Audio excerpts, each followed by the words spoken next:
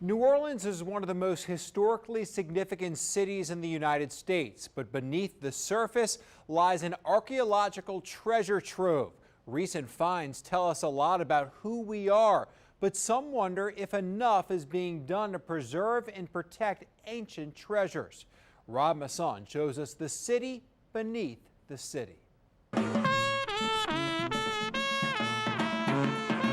New Orleans is a city where culture oozes from the streets, and you can almost feel the past just below your feet.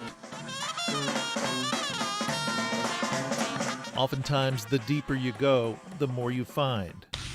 This is a pewter syringe used to hold mercury for treating venereal diseases. Something you might expect to discover from the historic red light district of Storyville, where dozens of homes offered legalized prostitution. Storyville disappeared more than 100 years ago after prostitution was declared illegal, but beneath the surface lies clues to its storied past.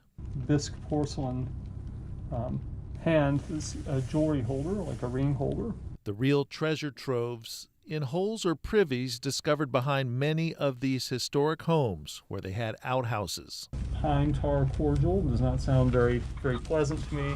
When plumbing came in, the privies often became dump sites, and many macabre. So all of them were split right at the back of the skull. And many unusual finds are among thousands of items now at the University of New Orleans, included hundreds of almost perfectly preserved goat jaw bones pulled from a French Quarter outhouse pit on St. Peter Street.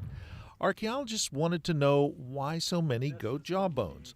With the help of city records they found in the early 18th century, a tailor lived on the site.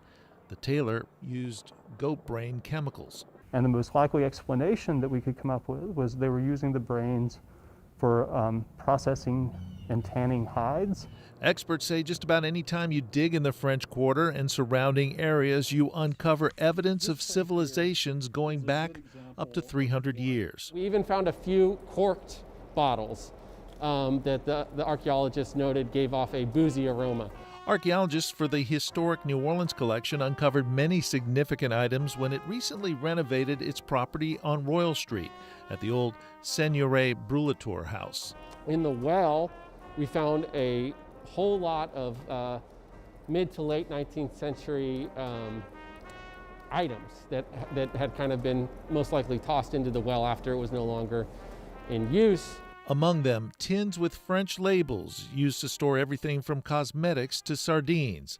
Digging through the layers, they also found lines of black stratification in the soil, which they believe are from major French Quarter fires dating back to 1788 and 1794. They noted that these gave off a smoky aroma. One of the largest recent digs on Bourbon Street during its massive reconstruction.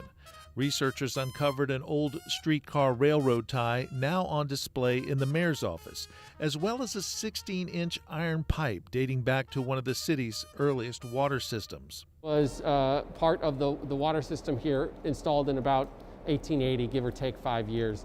UNO's Dr. Ryan Gray says one of the city's most significant archaeological sites lies beneath the area near the intersection of Toulouse and Rampart. That's where a construction project uncovered hundreds of bodies, part of the old St. Peter Cemetery, dating back 250 years. By my estimates, there are probably at least 8,000 and as many as 12,000 people still interred on that block.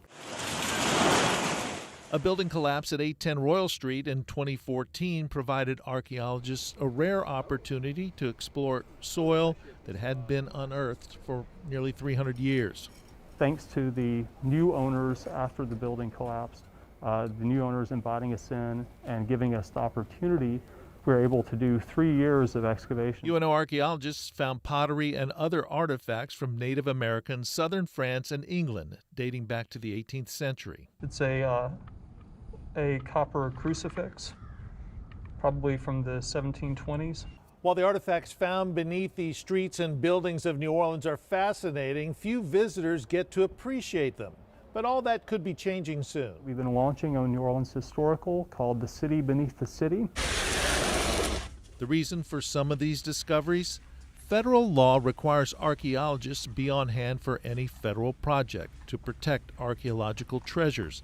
But many fear those treasures may be lost because similar requirements are not in place for other projects. In New Orleans, on private property, there are really no laws that control what happens to what's beneath the ground. The other way to find historical artifacts, a private landowner must invite archaeologists to come in and perform a dig.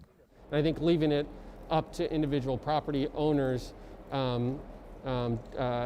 doesn't ensure that we're going to take advantage of all those opportunities that we can.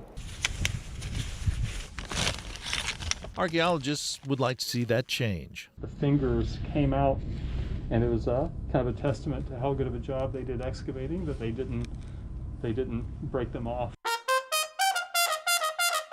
To discover and protect the treasures beneath the historic homes and streets of New Orleans. Rob Masson, Fox 8 Local First.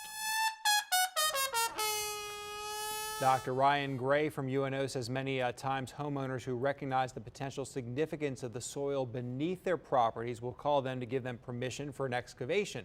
That can often delay a project, but in many cases, Dr. Gray says excavation often reveals priceless discoveries that tell us much about who we are.